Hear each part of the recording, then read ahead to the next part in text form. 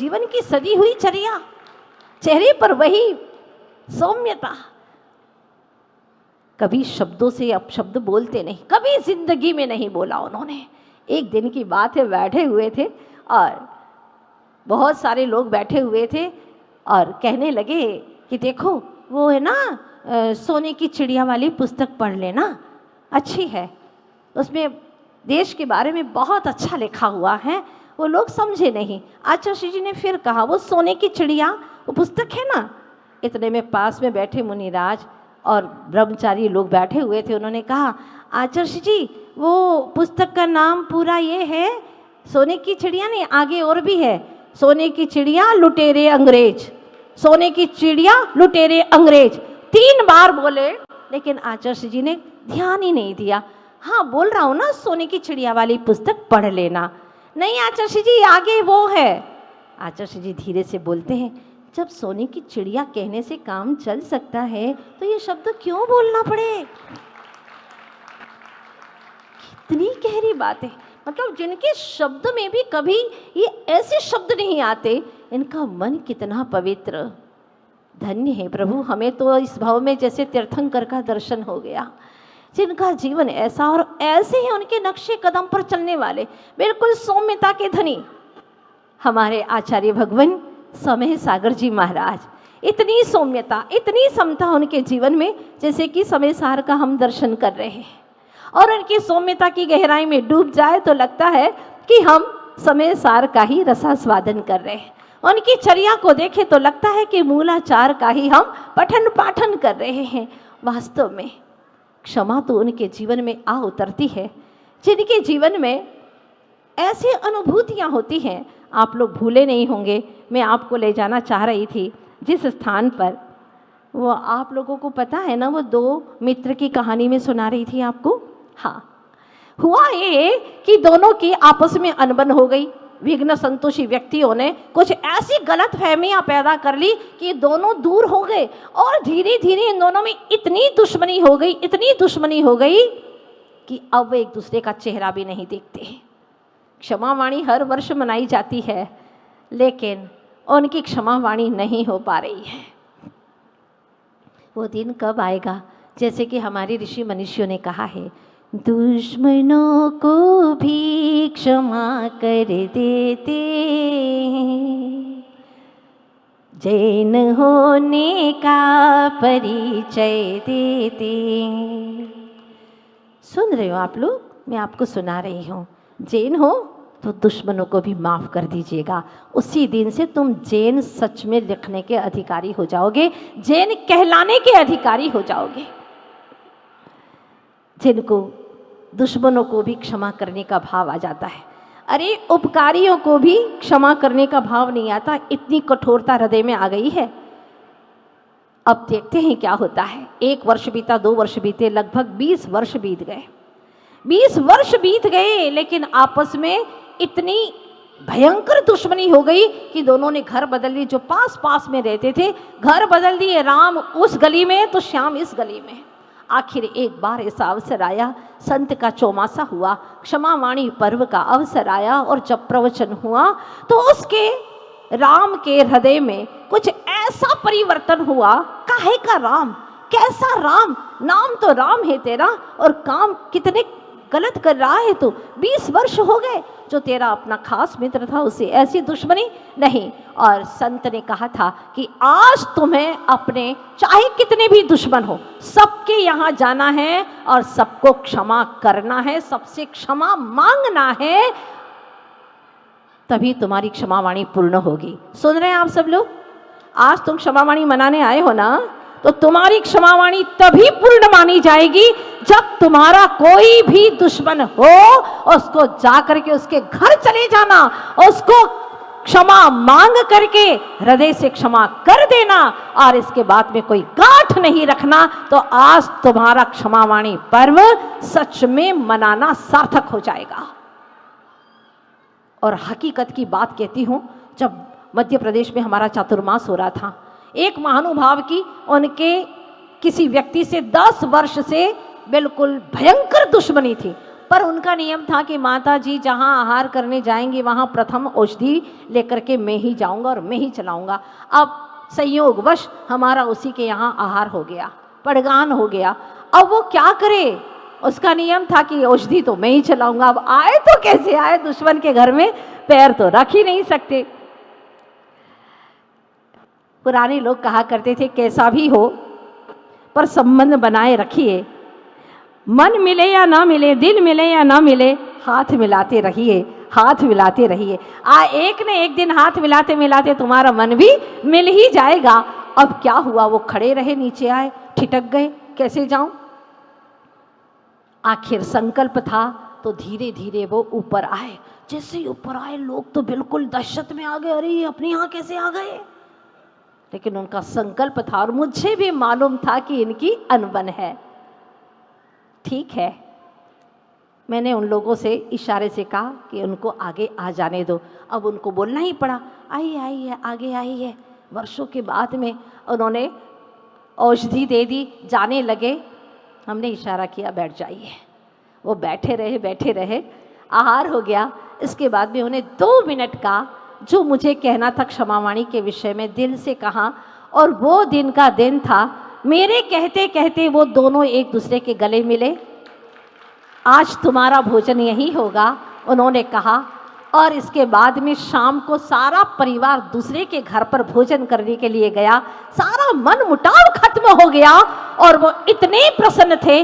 उन्होंने कहा, माता जी आज हमारा यह चातुर्मास करना सार्थक हो गया, आपका चातुर्मास कराना हमको सार्थक हो गया। और मालूम है 1 ही महीने के बाद में उस व्यक्ति का सम्यक समाधि मरण भी हो गया।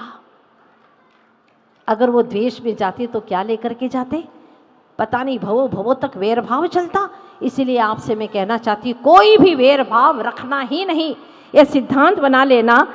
अब क्या हुआ, वह जब दोनों अलग अलग हो गए, राम और श्याम, कौन झुके पहले। श्याम ने भी प्रवचन सुना था पीछे बैठ करके, राम ने आगे बैठ करके सुना था, और उसने तय कर लिया कि आज मुझे श्याम के यहाँ जाना ही है, नहीं तो क्षमावाणी नहीं मनाई जाएगी, निश्चित है पूर्ण नहीं हो पाएगी। और वह जाता है तो नौकर चाकर को सबको पहले से ही कह रखा था कि उसके यहाँ का कोई भी सदस्य इस गली तक आना नहीं चाहिए। लेकिन उस दिन तो राम खुद ही जा रहे हैं और बड़े ही भावों से जा रहे, क्षमा को हृदय में भर करके जा रहे हैं। वाह, मिद स्नेह है। स्नेह के अर्थ में मिद धातु मित्रता के रूप में आती है। और आचार्य कहते परहित चिंता मैत्री, परहित की चिंता करे वो मैत्री है। परेशान दुखानुत्पत्ति अभिलाषा मैत्री, पर को दुख ना हो ऐसी अभिलाषा जिसके हृदय में है, उसी का नाम है मैत्री, उसी का नाम है क्षमा।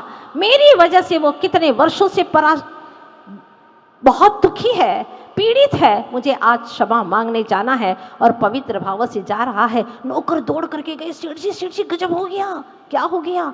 अरे वो आपके सालों के दुश्मन वो आ रहे हैं अपने घर की तरफ।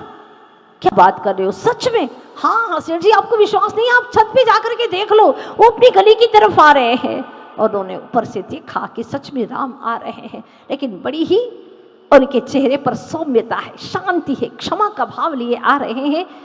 और आते ही द्वार खटखटाया। सेठ जी खोले या ना खोले, खोल दो, द्वार तक आया है। देखो उनकी पवित्र भावनाएं उनको भी आकर्षित कर रही थी। द्वार खोला गया और जैसे ही खोल करके राम श्याम के चरणों में अपनी पगड़ी रख देता है, तब वह समझ नहीं पाते, किम कर्तव्य विमूढ़ हो जाते हैं। उनकी आंखों में आंसू की धारा बहने लगती है। ये क्या है, स्वप्न है या सच है। और झुक करके उसको उठाते हैं, राम को अपने गले लगा लेते हैं। वो क्षण ऐसा प्यार और प्रेम का, जहाँ पर सारे गुण एक तरफा हो जाते हैं, वह प्यार प्रेम का और क्षमा का गुण उस वक्त आचार्य कहते हैं पूजा कोटि समम स्तोत्रम स्तोत्र कोटि समम जप जप कोटि समम ध्यानम ध्यान कोटि समम क्षमा। अरे तुम करोड़ों करोड़ों बार पूजा कर लो और एक बार भक्ति से स्तोत्र पढ़ लो, उस स्तोत्र की जो ऊर्जा मिलेगी वो एक तरफ है, श्रेष्ठ है। और करोड़ों बार स्तोत्र पढ़ लो, एक बार जप कर लो भक्ति भावना से और उपयोग की एकाग्रता से, वो जप की शक्तियां एक तरफ है। आगे कहते हैं करोड़ों बार जप कर लो और एक बार ध्यान कर लो, वो ध्यान की ऊर्जा बहुत ही श्रेष्ठ है। पर अंत में क्या गजब की बात कह रहे हैं आचार्य कि आप करोड़ों बार ध्यान कर लो और एक बार हृदय से क्षमा मांग लो, बस। वो क्षमा की कोई कीमत नहीं आकी जाती है, अनमोल है वह। नहीं चाहिए दिल दुखाना किसी का, सदा ना रहा है सदा ना रहेगा जमाना किसी का। नहीं, याद है ना आप लोगों को? बहुत अच्छे से याद है, गाना तो सबको याद है, फिर भी दिल दुखाते रहते हो तुम, तो कैसा गाना है तुम्हारा? मैं फिर से कहती हूँ, अगर कोई तुम्हारे लिए गाली दे तुम उसको गीत सुना देना, कोई तुम्हारे लिए बद्दुआ दे उसको अच्छी अच्छी दुआएं दे देना। इससे बड़ा दुनिया में कोई उपहार हो ही नहीं सकता, और प्रेम से बड़ा और कोई उपहार नहीं है, क्षमा से भरा हुआ उपहार। ध्यान रखना, क्षमा मांगना है तो आज से ही, कल नहीं, समय की कीमत समझो, नहीं तो ऐसा ही होगा जैसे कि सुन लिया उसने कि मेरा मित्र जो अब दुश्मन बन गया है, मरने वाला है, डॉक्टर सब कह रहे हैं कि अब जाने ही वाला है, तो चलो जाओ उसके पास में और क्षमा मांग लेते हैं। अब वह घर के बाहर तक जाता है, उसको कुछ सुनाई देता है, डॉक्टर कह रहा है कि मैं इसे ठीक कर सकता हूँ, आशा रखो, विश्वास रखो, मैं ठीक कर सकता हूँ। वो सुन लेता है और सोचता है कि ये तो ठीक भी हो सकता है, लेकिन अब यहाँ तक आ गया हूँ, लोगों ने देख लिया तो क्षमा तो मांगनी ही पड़ेगी, क्या करूँ अब? चला जाता है और जा कर के कहता है, देखो भाई, तुम्हारी और हमारी अभी बहुत वर्षों से दुश्मनी चल रही है, आज मैं क्षमा मांगने आया हूँ, लेकिन मेरी क्षमा इस शर्त पर है, अगर तुम मर गए तो क्षमा है और जिंदा रहे तो हमें वैसे ही रहेंगे। बात समझने जैसी है, मतलब मर गए तो क्षमा, निपट गया, आपको रहने ही वाला नहीं है तो फिर क्या, इसका नाम क्षमा नहीं है। जो हमारी नज़रों के सामने भी रहे लेकिन फिर भी हमारे भीतर में प्रेम बना रहे, तो ध्यान रखना ये सूत्र, इतना भी राग किसी से मत करना कि वो न रहे तो तुम रह ना पाओ, और इतना भी द्वेष नफरत किसी से मत करना कि वो तुम्हारे सामने रहे तो तुमसे रहा न जाए। ये दोनों बातें याद रखिएगा, ये हमारे परम वितरागी प्रभु ने कहा है। इसीलिए रात को सोने के पहले आपको उनके द्वार खटखटाना ही है, उनके यहाँ जाना ही है, क्योंकि महान पर्व चाहे दिगंबर हो चाहे श्वेतांबर हो, हम सबके लिए पर्व के AND में भी क्षमा है, उत्तम क्षमा थी। पहला दिन किसका था? उत्तम क्षमा का। और पर्व के END में भी क्षमा है, दोनों तटों पर मंगल कलश लिए क्षमा का लेकर के खड़ी है। इसीलिए आज सभी भव्य जीवों से क्षमा, और जिनसे अनबन हुई है उनसे पहले जाकर के क्षमा मांग लेना। महत्वपूर्ण बात आपको ये विधान सामान्य नहीं है, तुम्हारे जिंदगी के संविधान को बदलने वाला है। इसमें क्या पंक्तियां हैं, बस 2 पंक्ति आपको सुनाना चाहती हूँ, आप सुनिएगा। ऐसी वहाँ पर लगभग 1400 दोहें, गाथाएं या श्लोक है, आप समझ लेना। तो 2 पंक्ति में कितना रहस्य है, तो सारा नमोकार विधान करेंगे तो आप आनंद से झूम उठेंगे। नमोकार को हृदय द्वार पर श्रद्धा से लिख लो, नमोकार को हृदय द्वार पर श्रद्धा से लिख लो, परमानंदी रस को भविजन एक बार चख लो, परमानंदी रस को भविजन एक बार चख लो। ये 3 दिन के विधान में आपको कितनी बार आनंद रस चखने को मिलेगा, बच्चे बच्चे समझेंगे। इसीलिए मैं गुजारिश करती हूँ आप सभी से कि आपके जन्म जन्मांतर के बहुत पाप बंधे हुए हैं, उन सारे पापों को अगर धोना है तो ये नमोकार मंत्र एक ऐसा विधान है जो पढ़ते पढ़ते ही आपके जन्म जन्मांतर के भव भवांतर के पापों को धो डालेगा। अंत में यही कहना चाहती हूँ कि जिन्होंने आप लोगों के बीच में यहाँ पर बहुत मधुर स्वर में गीत गाए हैं, वो पहले भी हमारे से बहुत परिचित है, आए हैं हमारे पास में। और जब वो गाते हैं ना तो हृदय से गाते हैं, और जो हृदय से गाते हैं उसका बहुत ही मौलिक अर्थ हुआ करता है, वो हृदय तक ही पहुँचते। जो हृदय से गाते हैं वो हृदय तक पहुँचते हैं। बहुत आगे बढ़े और ऐसे भजन गाएं, ऐसे भजन गाएं कि एक दिन गीत गाते गाते ही सिद्धालय तक पहुँच जाए, क्योंकि लक्ष्य तो वही है सिद्ध होने का, दुनिया को रिझाने का लक्ष्य नहीं है। लक्ष्य है निज आत्म तत्व को रिझाने का, और उसको रिझा रिझा करके एक दिन इस संसार से मुक्त हो जाएं। अंत में एक बात कहना चाहती हूँ, social to all, familiar to few, friend to one but enemy to none. आप मिलनसार तो सबसे रहिए, लेकिन घनिष्ठता कम लोगों से करिएगा। मित्र किसी एक को ही अपना बनाइएगा, लेकिन दुश्मन किसी को मत बनाइएगा। ज़्यादा मित्र नहीं बनते तो एक ही बनाइएगा, पर हमारे भगवान ने तो कहा है सत्वेषु मैत्रीम, समस्त जीवों के साथ में मित्रता रखना।